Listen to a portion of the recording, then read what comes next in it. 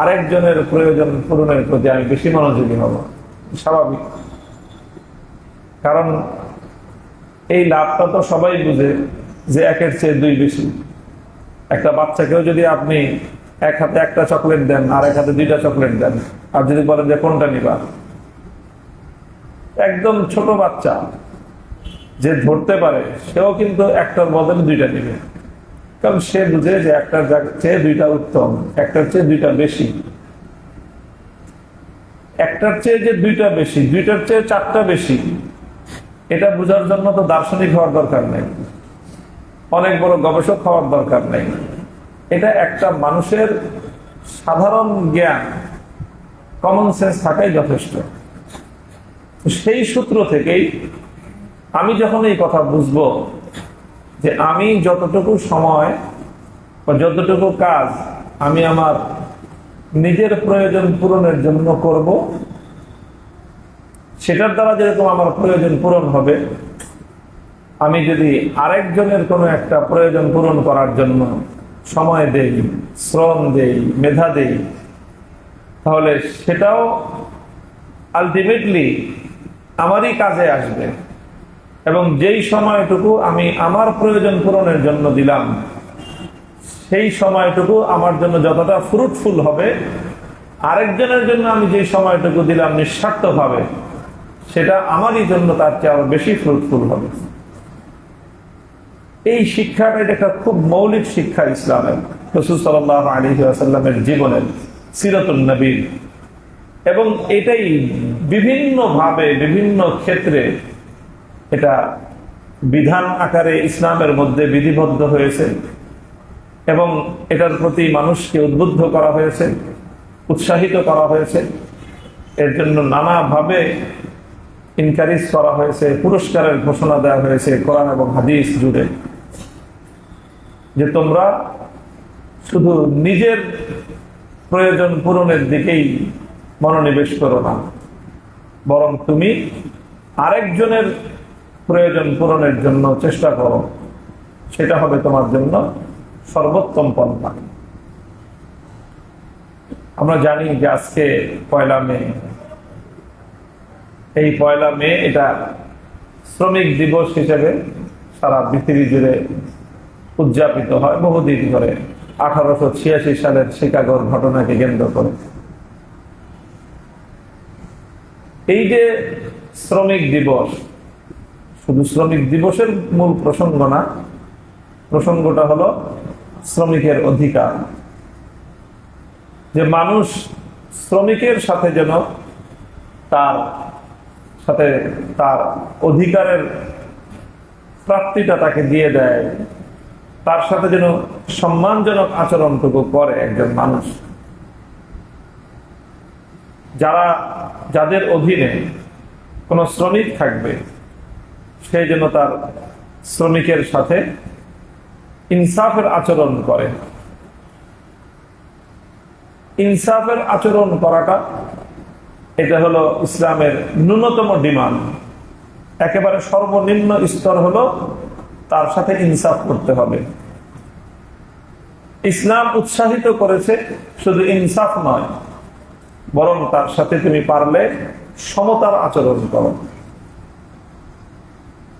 একটা হলো সমতা আর একটা হলো ইনসাফ, দুইটার মধ্যে পার্থক্য আছে। ইনসাফ মানে হলো যে একজন যেটা পায় তার প্রাপ্যটুকু তাকে দিয়ে দেওয়া। একজন শ্রমিক, সে সারাদিন কাজ করেছে, সারাদিন কাজ করলে পরে একটা মানুষ সারাদিন কাজ করার পর, শ্রম দেওয়ার পরে, একটা শ্রমিক লেভেলের লোক তার বাজার মূল্য, যা শ্রমের যে বাজার মূল্য আছে, মার্কেট ভ্যালু আছে, সেটা পরিশোধ করে দেওয়া, এটা হলো ইনসাফ। এটা হলো ইনসাফ। টালবাহানা না করা, কাল বিলম্ব না করা, যেটা হাদিসের মধ্যে রাসূল সাল্লাল্লাহু আলাইহি ওয়াসাল্লাম বলেছেন যে তুমি আতুল আজির আজরাহু ক্বাবলা আন ইয়াজিফা আরকুহু, ক্বাবলা আন ইয়াজিফা ইরকুহু, যে তুমি শ্রমিককে তার মজুরি পরিশোধ করে দাও তার শরীরের ঘাম শুকিয়ে যাওয়ার আগেই। একটা মানুষ কাজ করলে সে ঘেমে যায়, আবার যখন সে বিশ্রাম করে ঘামটা শুকিয়ে যায়। কতক্ষণ লাগে ঘাম শুকাতে? কয়েক মিনিটের ব্যাপার। আল্লাহ রাসূল সাল্লাল্লাহু আলাইহি ওয়াসাল্লাম এরকম ভাবে তাকিদ করেছেন, সময় বেঁধে দিয়েছেন যে তুমি বলবা কালকে আসিস, আমি একটু ব্যস্ত আছি। তুমি ব্যস্ত আছো, তুমি অনেক বড় লোক মানুষ, তুমি শিল্পপতি, তোমার অনেক ব্যস্ততা থাকতে পারে। তোমার যেরকম ব্যস্ততা আছে, তোমার অনেক কিছু সামলাইতে হয়। যে শ্রমিকটা সারাদিন তোমাকে সময় দিল, তোমাকে কাজ করলো, শ্রম দিল, তার এই শ্রমের মাধ্যমে আজকের তার যে উপার্জিত অর্থ, এটার উপরে তার পরিবার পরিচালিত হয়। এটার দ্বারাই তাকে তার সংসারের ব্যয়ভার মিটাইতে হয়। তুমি তাকে বলে দিলে কালকে আসিস, আজকে রাত্রে খাবে কিছু, কালকে সকালে তার খাবার জুটবে কোথা থেকে? তুমি তার কাছ থেকে যেটা ক্রয় করেছো, তার শ্রম, সে শ্রম তোমাকে পরিশোধ করে দিয়েছে, সারাদিন সে তোমার কাজে ব্যয় করেছে। কাজেই এখন তাকে তার প্রাপ্য বুঝিয়ে দিতে এক মুহূর্ত কাল বিলম্ব করবে না, বরং তার শরীরের ঘাম শুকিয়ে যাওয়ার আগেই তুমি তার পাওনাটা তাকে পরিশোধ করে দাও। এই পাওনা যদি পরিশোধ করে দেয় মানুষ ঘাম শুকিয়ে যাওয়ার আগে, এটাকে বলা হয় ইনসাফ। কিন্তু আল্লাহ রাসূল সাল্লাল্লাহু আলাইহি ওয়াসাল্লাম ইনসাফ করার জন্য তো নির্দেশ দিয়েছেন যে তোমাকে ইনসাফ করতে হবে। তবে এটাই শেষ নয়, ইনসাফের পরে আল্লাহ রাসূল সাল্লাল্লাহু আলাইহি ওয়াসাল্লাম উম্মতকে উদ্বুদ্ধ করেছেন যে তোমরা তাদের সাথে সাম্যের আচরণ করো। ইখওয়ানুকুম খাওয়ালুকুম জাআলাহুমুল্লাহু তাহতা আইদিকুম ফামান কানা আখুহু তাহতা ইয়াদিহি ফালইউত'ইমহু মিম্মা ইয়াকুল ওয়ালইউলবিসহু মিম্মা ইয়ালবাস। এক হাদিসের মধ্যে একটা লম্বা ঘটনা বর্ণিত হয়। হযরত আবু যর গিফারী রাদিয়াল্লাহু তাআলা আনহু, আমরা নাম শুনেছি, প্রসিদ্ধ সাহাবী। ওনার একজন ক্রীতদাস ছিল। বর্তমান সময়ের যে শ্রমিক, এই শ্রমিকের প্রাচীনকালীন ভার্সন হলো দাস প্রথা। যখন ছিল দাস ছিল, সেটার একটা বড় আলোচনা আছে। দাসের বিধান, দাস প্রথা বা দাস সিস্টেম, এটার সাথে পৃথিবীর ঐতিহ্যের ঐতিহাসিক সম্পর্ক, ইসলামের দৃষ্টিভঙ্গি, এগুলো অনেক লম্বা আলোচনা। সেই আলোচনা আজকে আমি করবো না। কিন্তু দাস ছিল আবু যর গিফারী রাদিয়াল্লাহু আনহু। তো সে কাজ করতো ওনার অধীনে। তো যে কোনো এক কারণে একদিন সে আবু যর গিফারী ওনার দাসের কোনো কাজে ক্ষিপ্ত হয়ে গেছেন, রাগান্বিত হয়ে গেছেন। অনেক সময় হয় না এরকম, ভুল কাজ করলে রাগ উঠে। তো রাগ উঠছে, ভালো কথা। উনি তাকে একটা ধমক দিছেন, শুধু ধমক না, একটা গালি দিছেন। এবং গালিটা ছিল এমন যে সেটার সাথে তার তার বংশীয় সম্পর্ক তুলে, বংশীয় পরিচয় তুলে গালি দিছেন। অর্থাৎ আমাদের বর্তমান বাংলা ভাষায়, আমাদের কথ্য ভাষায় যে সমস্ত গালাগালি আছে, তার মধ্যে একটা বান্দিরপুর আমরা বলে অনেকে, মায়ের নাম তুলে মানুষকে গালি দেয়। তো উনি এইরকম একটা শব্দ বলেছেন যার মিনিং আমাদের বাংলা ভাষায় এইটাই, যে বান্দিরপুর, অর্থাৎ তুমি বান্দির ছেলে। এই কথাটা উনি বলে ফেলছেন রাগের মাথায়। রাসূল সাল্লাল্লাহু আলাইহি ওয়াসাল্লাম এই কথাটা শুনেছেন যে আবু যর, সে তার গোলামকে তার মায়ের পরিচয়ের সূত্র ধরে তাকে সে অপমান করছে। রাসূল সাল্লাল্লাহু আলাইহি ওয়াসাল্লাম আবু যর গিফারীকে অনেক কড়া একটা কথা বললেন, আইয়ারতাহু বিউম্মিহি ইন্নাকা মরউন ফিকা জাহিলিয়াহ। আবু যর, তুমি তাকে তার মায়ের নাম তুলে তাকে তুমি ছোট করলা। তার মা একজন দাসী, হতে পারে তার মা একজন দাসী, ভাগ্যচক্রে ঘটনাক্রমে এসে দাসী হয়েছে, এতে তার কোনো অপরাধ নেই, তার কোনো দোষ নাই, তার কোনো ত্রুটি নাই। এটা তার তকদিরে ছিল, আল্লাহ পাক এইভাবে তার সিস্টেমে তার ভাগ্যে রাখছেন। সে একজন দাসীর ঘরে জন্ম নিয়েছে, এটাও তার কোনো অপরাধ না।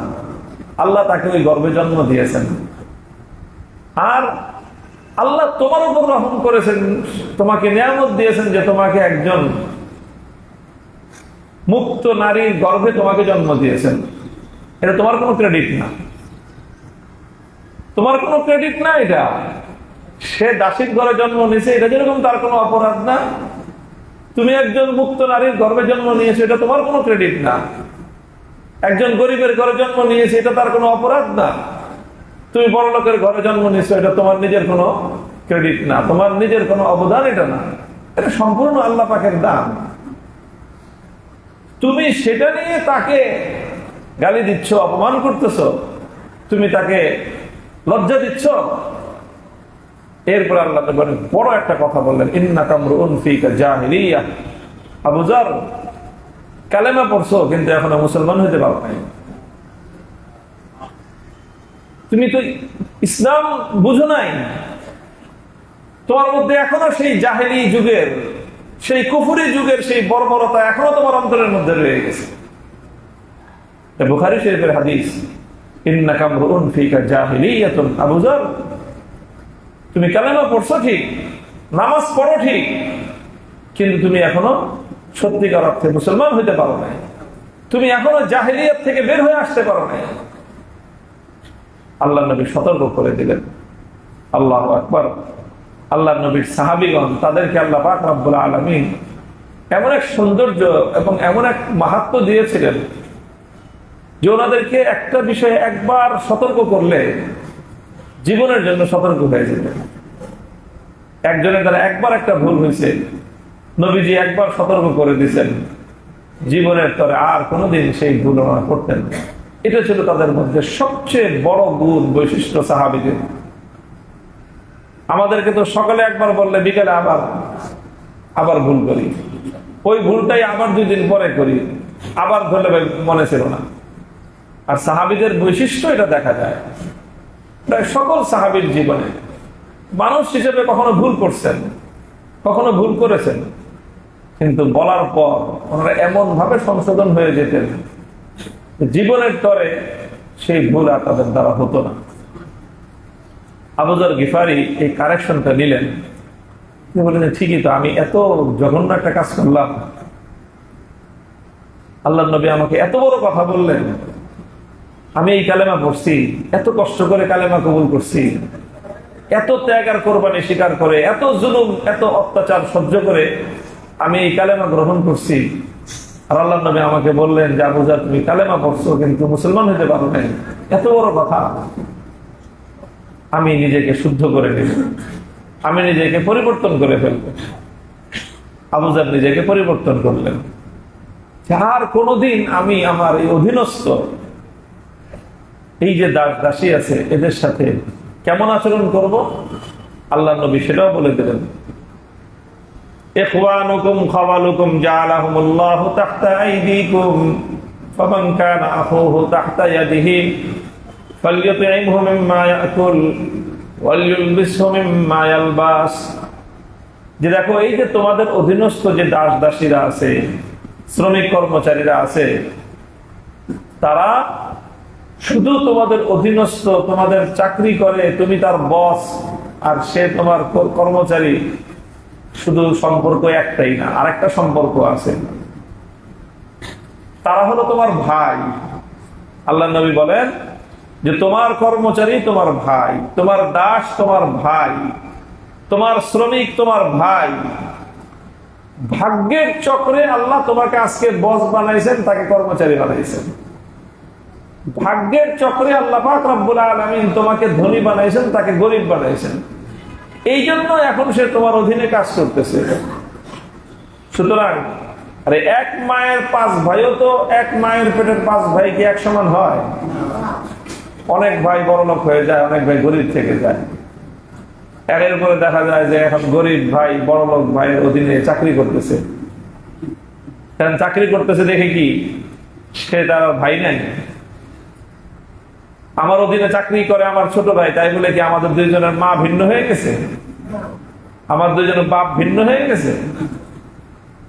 তো তোমার আপন মায়ের পেটের ভাই যদি তোমার অধীনে চাকরি করে, তোমার অধীনে চাকরি করতেছে বলে তার ভ্রাতৃত্বের সম্পর্ক তো তোমার নষ্ট হয়ে যায় না, বরং এই চাকরির বহুত আগে সে তোমার ভাই।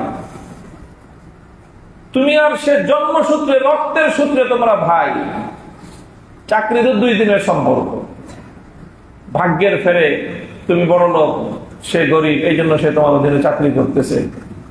আবার এই সিচুয়েশনটা যদি আল্লাহ চেঞ্জ করে দিতে চান, কয়দিন লাগে? এর পরের দিন দেখবা আল্লাহ পাক তাকে বড় লোক বানায় দিতে পারেন, তুমি গরিব হয়ে যেতে পারো। এগুলা খুবই সিম্পল বিষয় এবং খুবই অস্থায়ী বিষয়, সাময়িক বিষয়। নবীজি বললেন যে তোমাদের যেই সকল কর্মচারীরা, তোমাদের যে সকল শ্রমিকরা তোমাদের অধীনে আছে, তোমরা শুধু নিজেদেরকে বস আর তাদেরকে নিজেদের অধীনস্থ কর্মচারী ভাইব না, বরং তাদের সাথে তোমাদের প্রথম সম্পর্ক হলো যে তুমি আর সে তোমরা ভাই ভাই, তোমরা ভাই ভাই। ফামান কানা আখুহু তাহতা ইয়াদিহি, আল্লাহ নবী বলেন যে তোমাদের কারো ভাই যদি তার নিজের অধীনে থাকে, তাহলে ভাইয়ের সাথে কেমন আচরণ করবে? তুমি যেটা খাবা সেখান থেকে তাকে একটু অংশ দিও। তুমি যেই কাপড় পরবা সেই কোয়ালিটির কাপড় থেকে তাকে একটা অংশ দিও।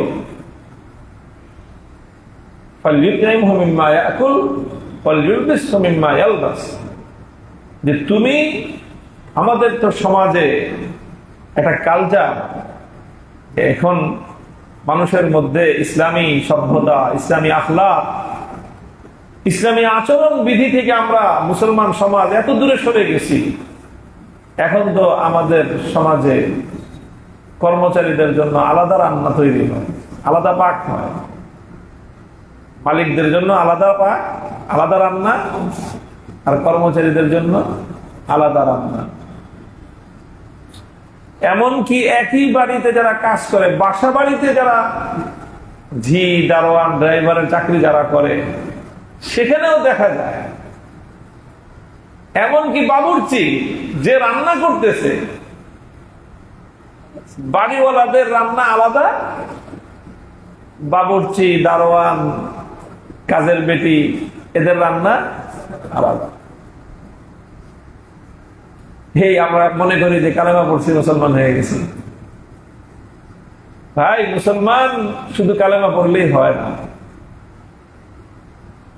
আল্লাহ নবী 1400 বছর আগে বলছেন, বেটা কালেমা পড়ছো, মুসলমান হইতে পারো নাই এখনো। তোমাকে ইসলামের আখলাক শিখতে হবে, ইসলামের আচরণ তোমাকে শিখতে হবে। কেন? তুমি যেই পাতিলের ভাত রান্না খেতে পারো, তোমার চাকর, তোমার ঘরের বাবুর্চি, তোমার ঘরের দারোয়ান, ড্রাইভার, সে যদি এটা খায় তো সমস্যা কি? তুমি যেই তরকারিটা খাচ্ছ সেই তরকারি সে খেলে সমস্যা কি? আর এটা বলতেছেন না আল্লাহ নবী, এটা বলেন নাই যে মুরগির রানটা ওরে দাও, এটা বলেন নাই। রানটা তুমি খাও, সেখান থেকে এক টুকরা গোশত কি সে খাওয়ার অধিকার রাখে না? এতটুকু মানবতা কি থাকতে পারে না? এতটুকু সৌজন্যতা, এতটুকু আখলাক মানুষের মধ্যে থাকা কি উচিত না? রাসূল সাল্লাল্লাহু আলাইহি ওয়াসাল্লাম বলেছেন, তোমাদের অধীনস্থ চাকর চাকরানীরা, তারা ওই খাবারের একটা অংশ থেকে তাদেরকে খাওয়াও যেই খাবার তুমি খাও। ওদের জন্য আলাদা রান্না করো না। এই কথা ওদেরকে বুঝাও না যে দেখ, তুই এক শ্রেণীর আর আমি আর এক শ্রেণীর, তুই এক পাতিলের রান্না খাওয়ার উপযুক্ত, আমি আর এক পাতিলের রান্না খাওয়ার উপযুক্ত। এই ধরনের অহংকারী আচরণ করো না। মরার পরে যখন মাটির নিচে দাফন হবে, তখন তুমি যত বড় লোক হও, তোমার যেই মাটির পরিণাম যেটা হবে, গরিবের পরিণামটা একই হবে। হাজারো বছর, কোটি বছর, লক্ষ বছর ওখানে থাকবা, মাঝখানে কয়েকটা দিন কিছু টাকার মালিক হয়ে মানুষের সাথে অহংকারী আচরণ, এটা কোনোদিনও শোভা পায় না। তো রাসূল সাল্লাল্লাহু আলাইহি ওয়াসাল্লাম আবু যার গিফারীকে এই কথাটা বললেন। যে তোমাদের অধীনে তোমাদের যে সকল লোকেরা কাজ করবে, সে চাকর হোক, সে দারোয়ান হোক, শ্রমিক হোক, মজদুর হোক, যেই হোক, কর্মচারী হোক,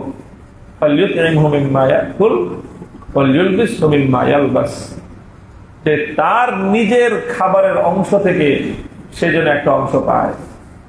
তুমি যেই কাপড় চোপড় পরবা সেই ধরনের কিছু কাপড় চোপড় তাকে দিও।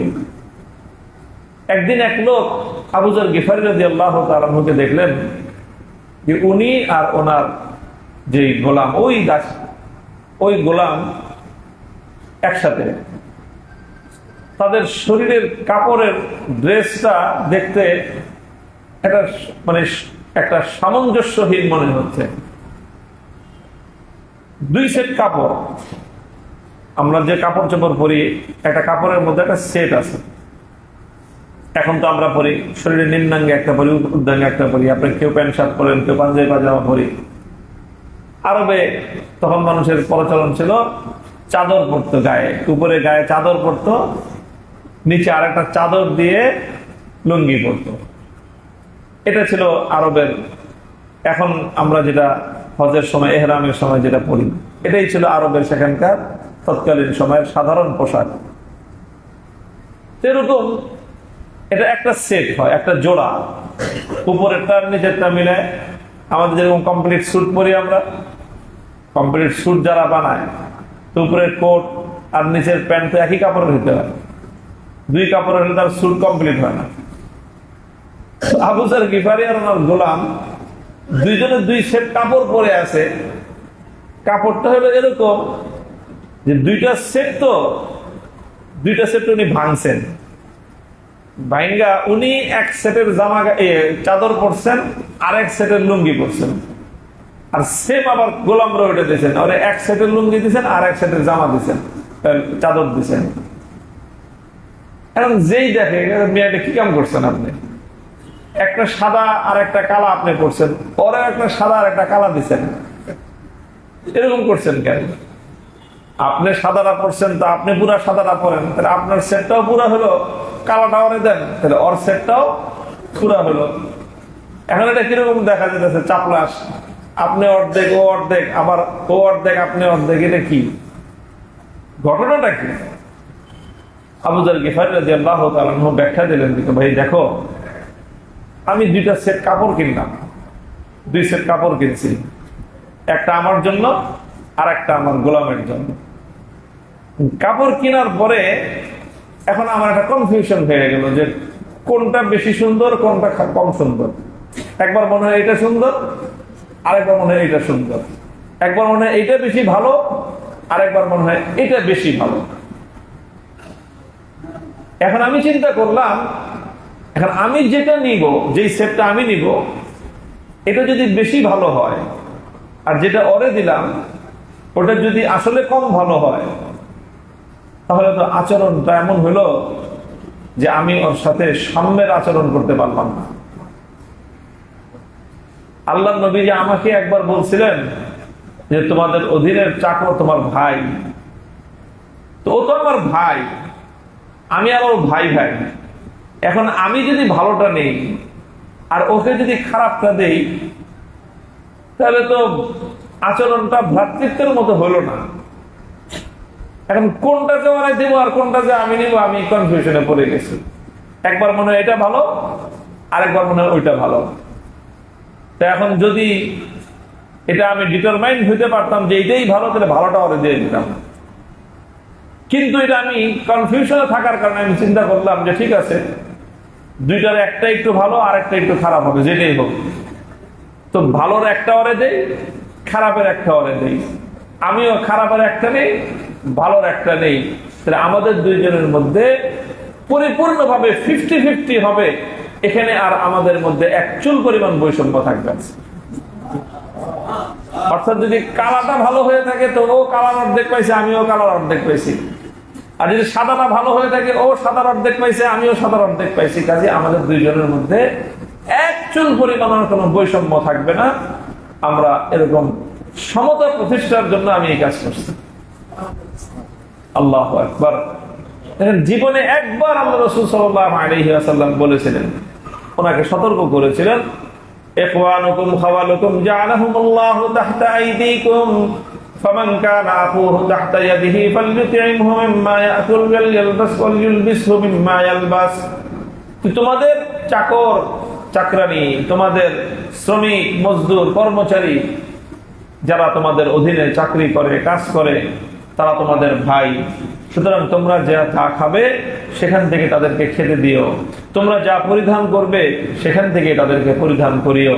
আল্লাহর নবীর নির্দেশনা হযরত আবু যর গিফারী রাদিয়াল্লাহু তাআলা আনহু এইভাবে নিজের জীবনে তিনি বাস্তবায়ন করেছেন। মুহতারাম হাজিরিন, এটা হলো একতরফা কথা। মালিকের যেরকম এই আচরণ, ঠিক শ্রমিকেরও এরকম দায়িত্ব এবং কর্তব্য। শ্রমিকেরও এই দায়িত্ব এবং কর্তব্য যে সে তার মালিকের কল্যাণকামিতা করবে, সে তার মালিকের কাজটা এমন ভাবে করবে, নিজের কাজটা সে যেমন ভাবে সে করে, নিজের কাজটা যেমন ভাবে করে। আমাদের সমাজে যেমন হয়ে গেছে যে কন্ট্রাক্টে দিলে দেখা যায় যে শ্রমিকরা খুব পরিশ্রমের সাথে কাজ করতেছে, দ্রুত কাজ করে কাজ আগায় নেয়। আর যদি ডেইলি বেসিস কাজ দেন তো লড়ে না, একটা ইট এখান থেকে ওখানে নিচে 3 বার জিরায়। কারণ আমি কাম যাই করি দিন শেষে আমার ওই 900 টাকা, কাম বেশি করে লাভ কি, কাজটা বেশি করি না। তো এই যে মানসিকতা, ভাই আমার তো দিনটা সময়টা চলেই যাবে, আমি তাকে কাজে সে আজকে আমাকে সে নিযুক্ত করেছে, আল্লাহ পাক আজকের দিনটায় ওনার মাধ্যমে আমার রিজিকের ব্যবস্থা করতেছেন, আমার পক্ষে যতটুকু সম্ভব হয় আমি তাকে ভালো সার্ভিস দিয়ে দিই। এটা আমার মানসিকতা হওয়া দরকার। কিন্তু আমাদের বিপরীত দিকে এটা একটা চিত্র যে আপনি একটা কাজ দিবেন, কন্ট্রাক্টে করো, এই কাজটা কত 10,000 টাকা, দেখবেন 5 জনে মিলে একদিনে কাম শেষ। আবার এই কাজটাই যদি আপনি 10 জন শ্রমিক রাখেন তো এই 10 জন করে কাজ করবে, 3 দিন লাগাবে। দেখা যাবে যে 10 জন করে 3 দিনে যেটা হওয়ার কথা ছিল আপনার 10,000-এ, ওটা 3 দিনে 15,000 টাকা খরচ করে ফেলবে। এটাও হওয়া উচিত না। আসলে যেটা প্রথম আমি যেই কথাটা দিয়ে শুরু করেছিলাম, আমরা মনে করি যে আমি কন্ট্রাক্টে কাজ করতেছি, এখন যদি আমি দ্রুত কাজ করি তাহলে আমার লাভ বেশি। আর যখন আমি চুক্তি ছাড়া আমি পারিশ্রমিকের উপর কাজ করি, তখন আমি খামাখা বেশি কষ্ট করে লাভ থাকি, বেশি কষ্ট করে লাভটা কি আমার কাজে আমি তখন জিরায় যতটুকু হয় ততটুকু করবো, ফাঁকিবাজি করার চেষ্টা করি।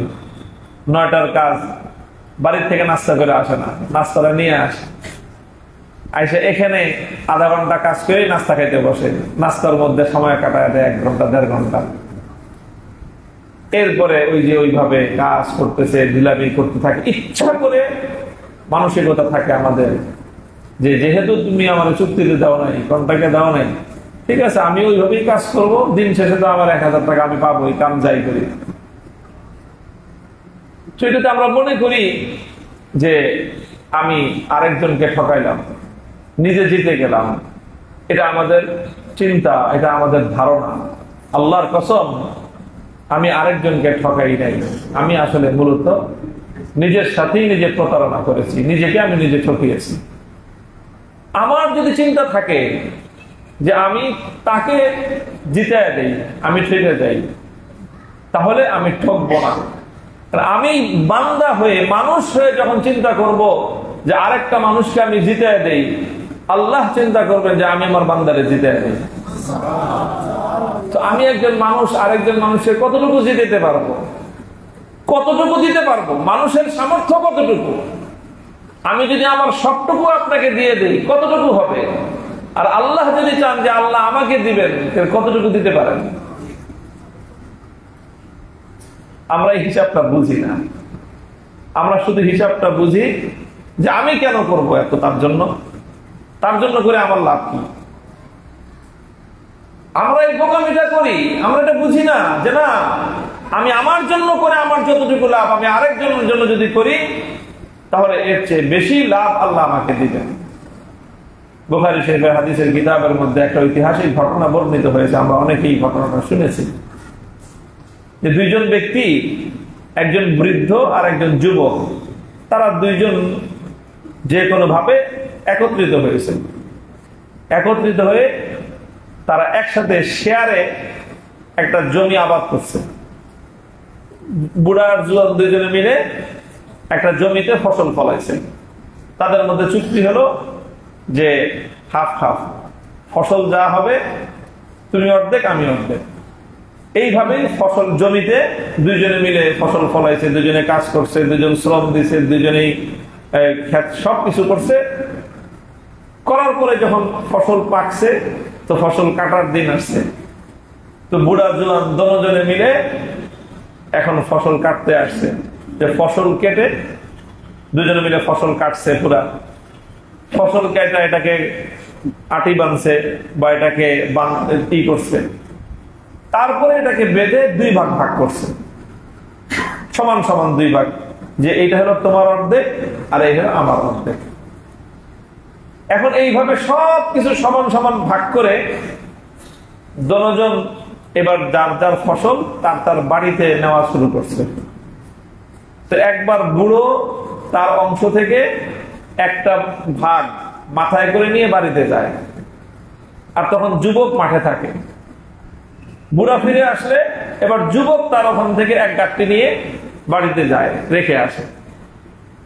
এইভাবে পালাক্রমে একবার সে তার এক গাঁটটি রেখে আসে, সে অপেক্ষা করে পাহারা দেয়, এরপরে সে যায় আর সে পাহারা দেয়। এইভাবে তারা দুইজন নিজেদের ফসলগুলো বাড়িতে নিয়ে যাচ্ছে। কিছুক্ষণ পর থেকে দুজনের মধ্যে একটা চিন্তা আসলো। বুড়া চিন্তা শুরু করলো, বুড়া হয়ে গেছে, 2 দিন পরে মরে যাবো, আমার এত ফসলের দরকার কি। ওই বেটা যুবক মানুষ, মাত্র বিয়ে শাদী করছে, ওর এখন পরিবার আছে, বাচ্চা কাচ্চা হবে, ওর জীবনে অনেক সম্পদের দরকার, আমার তো দরকার নেই। আমি এক কাম করি, আমার এখান থেকে একটা গাঁটটি ওর এখানে রেখে দিই। সে যুবক আসার আগেই যুবককে না জানায় নিজের এখান থেকে একটা গাঁটটি যুবকের ওখানে রেখে দেয়। যুবক এসে বুড়ায় যায়, যুবক চিন্তা করে, আরে বুড়া চাচা কষ্ট করে, আমি তো ইয়াং মানুষ, আমি তো 2 জায়গায় কাজ করে আরো কামে দিয়ে করবো। উনি বুড়া মানুষ, ওনার তো এত শক্তি নাই, ওনার তো দরকার বেশি, আমার তো এত দরকার নাই। আমি এক কাম করি, আমার এখান থেকে এক গাঁটটি ওনার ওখানে রেখে দিই। তো সে একটা গাঁটটি ওখানে রেখে দেয়। তো যখন যুবক নিজের সম্পদ নিজের গাঁটটি নিয়ে যায়, বুড়া নিজের ওখান থেকে এক গাঁটটি ওর এখানে রাখে, আর বুড়া যখন যায় তখন যুবক নিজের ওখান থেকে বুড়ার ওখানে আরেক গাঁটটি দেয়। চিন্তা করে যে আমার চেয়ে তার দরকার বেশি, তারে দেই, আমার এত লাগবে না। তারা দুইজন যখন এরকম করতেছে, দেখা যায় এখনো অনেক রয়ে গেছে, আরো এক গাঁটটি দেয়। সেও চিন্তা করে এত লাগবে, আমার লাগবে না, আরেক গাঁটটি দিয়ে হয়। এইভাবে দুইজন দিচ্ছে গাঁটটি, এখান থেকে নিজের এখান থেকে ওখানে, ওখান থেকে ওখানে দিচ্ছে। এরপরে তারা এই ফসল নিতে নিতে তাদের বাড়িতে রাখার, ফসল রাখার যেই পরিমাণ অ্যারেঞ্জমেন্ট ছিল সেটা ভরে গেছে, গোলা ভরে গেছে, মাচা ভরে গেছে, ঘর ভরে গেছে, উঠান ভরে গেছে, বাড়িতে আর ফসল রাখার জায়গা নেই। কিন্তু মাঠের ফসল শেষ হয় না। এখন যুবক এসে বুড়ার ধরছে, এই মিয়া, আমার বাড়িতে আর ফসল রাখার জায়গা নেই, আপনি কি করছেন? আপনি আপনার ফসল আমার এখানে দিয়ে দিয়েছেন। এখন বুড়াও কয় যে আমারও তো একই কাহিনী, আমারও তো বাড়িতে ফসল রাখার জায়গা নেই, তুই কি করছিস? তুই তোর ওখান থেকে আমার বেশি দিছিস। আসল কথা হলো এই, এরা মানুষ হয়ে যখন উভয়ে চিন্তা করছে এই কথা যে আমার বেশি দরকার নাই, আমি আমার থেকে তাকে দিয়ে দেই, সে যখন চিন্তা করছে আমার এত দরকার নাই, আমার থেকে তাকে দিয়ে দেই, তারা একে অপরের কাছ থেকে গোপন করতে পারছে, কিন্তু আল্লাহর কাছ থেকে গোপন করতে পারছে। আল্লাহ কয়, তোরা আমার বান্দা হয়ে এই চিন্তা করস যে তুই নিজে ঠিক আরেকজনকে জিতে দিবি, আমি আল্লাহ চিন্তা করলাম তোর 10 জনটা আমি জিতে দিবি। তো আল্লাহ পাক ওই সম্পদের মধ্যে এই পরিমাণ বরকত দান করছেন যে এখন যুবক এবং বৃদ্ধ দুজনের বাড়ির ফসলের গোলা, মাচা, ঘর, উঠান সব ভরে গেছে, কিন্তু ফসল রাখার জায়গা নেই। আল্লাহু ফি আউনিল আবদি মা কানাল আবদু ফি আউনি আখিহি। রাসূল সাল্লাল্লাহু আলাইহি ওয়াসাল্লাম বলেছেন যে তুমি তোমার আরেক ভাইয়ের অভাব পূরণ করার চেষ্টা করো, আল্লাহ তোমার অভাব পূরণ করার চেষ্টা করবেন, আল্লাহ তোমার অভাব পূরণ করবেন। ভাই, আমি আপনার অভাব কতটুকু পুরো করতে পারবো? আমি তো মানুষ, আমার আছেই কি আমি আপনার কতটুকু করব? হ্যাঁ, আমি আমার সামর্থ্যের আলোতে চেষ্টা করতে পারি। তো আমি আপনার জন্য চেষ্টা করলাম, কিছু করলাম, আল্লাহ আমার জন্য করলেন। তো বলেন, আমি আপনার জন্য আমার সর্বোচ্চটা দিয়ে যা করতে পারবো, আল্লাহ যদি আমাকে একটুখানি দিয়ে দেন, তাহলে আমার 14 গোষ্ঠী ভেসে যায়। এটা হলো ইসলামের, রাসূল সাল্লাল্লাহু আলাইহি ওয়াসাল্লামের শিক্ষা, খুবই একটা মৌলিক দর্শন, জীবনের দৃষ্টিভঙ্গি। জীবনের এই দৃষ্টিভঙ্গিটা যদি আমরা ধারণ করতে পারি, জীবনের সকল ক্ষেত্রে, সব জায়গায়, আমরা মনে করি যে আরেকজনকে ফাঁকি দিলাম, নিজে জিতে গেলাম। না, আরেকজনকে ফাঁকি দিয়ে আমি জিতি নাই, আমি হেরে গেছি। আর আরেকজনকে আমি জিতে দিলাম, আমি আরেকজনকে জিতাই নাই, আসলে প্রকৃত অর্থে আমি আমার নিজের অনেক বেশি কল্যাণ করলাম, নিজেরটাই অনেক বেশি আমি করলাম। তো মানুষের প্রয়োজন পূরণ করা, অন্যের জিনিসটাকে প্রাধান্য দেওয়া, প্রত্যেকটা মানুষ যদি আমরা নিজের জায়গা থেকে এই কাজটুকু আমরা করতাম, তাহলে আমাদের সমাজ, পরিবেশ আরো অনেক সুন্দর হইত। মালিক যদি চিন্তা করে যে কর্মচারী, শ্রমিকদেরকে আরো ভালো রাখি, আরো ভালো রাখি, আরো ভালো দেই, শ্রমিকরা যদি চিন্তা করে যে আমার সবটুকু দিয়েই আমি মালিকের কাজ করি, তখন আল্লাহ পাক চিন্তা করবেন, যা তোরা যখন দুইজন কল্যাণের চিন্তা করছস, তো আমি তোদের দুজনের জীবনে বরকত দিয়ে দিই। এই জন্য মুহতারাম হাজিরিন, জীবনের দৃষ্টিভঙ্গিটা আমরা সকলেই লালন করার চেষ্টা করবো ইনশাআল্লাহ, সব ক্ষেত্রে, সব জায়গায়, যে নিজে ঠকে আরেকজনকে জিতায় দিব, নিজে ঠকে আরেকজনকে জিতায় দিব। এটা বোকামি না, এটাই প্রকৃত অর্থে বুদ্ধিমত্তা। আর যারা মনে করি আরেকজনকে ঠকায় নিজে জিতবো, এটাই হলো প্রকৃত অর্থে বোকামি। ছলচাতুরি করে, ধোঁকাবাজি করে, আরেকজনকে ঠকায় দুনিয়াতে কোনো মানুষ কোনোদিন সফল কাম হতে পারে না। বরং প্রকৃত সফলতা, নিজে কামিয়াব হওয়ার পথ হলো আরেকজনকে জিতায় দাও। তুমি যখন আরেকজনকে জিতায় দিবা, তোমাকে জিতায় দিবে আরেকজন। তোমাকে যিনি আল্লাহ যেদিন জিতায় দিবেন, তোমাকে যদি আল্লাহ জিতায় দেন, তাহলে দুনিয়ার কোনো মানুষ তোমার জয়কে কেড়ে নিতে পারবে না। আর তুমি যখন মানুষকে যখন তুমি জিতানোর চেষ্টা করবা, তখনই আল্লাহ তোমাকে জিতাই দেন। আর তুমি মানুষকে ঠকায় নিজে জিতার চেষ্টা করবা, আল্লাহ তোমাকে ঠকাইবেন। আর আল্লাহ যদি তোমাকে ঠকান, দুনিয়ার সমস্ত বুদ্ধিমত্তা, সমস্ত কৌশল, সব ধরনের ষড়যন্ত্র দিয়েও তুমি কোনোদিন সফল কাম হতে পারবে না। আল্লাহ পাক রব্বুল আলামিন আমাদের সকলের জীবনে আল্লাহ রাসূল সাল্লাল্লাহু আলাইহি ওয়াসাল্লামের সিরাতের এই মূল গুরুত্বপূর্ণ একটা শিক্ষা, এই শিক্ষাটাকে ধারণ করার তৌফিক দান করেন। আজকের এই শ্রমিক দিবসে সারা পৃথিবীর সকল শ্রমিকরা তারা তাদের ন্যায্য অধিকার পাক। আমরা আমাদের যাদেরকে যতটুকু আল্লাহ পাক সুযোগ দিয়েছেন, আমরা আমাদের দায়িত্বের ক্ষেত্রে সচেতন হই। আল্লাহ আমাদের কবুল করুন, তৌফিক দান করুন। ওয়া আখিরু দাওয়ানা আলহামদুলিল্লাহ।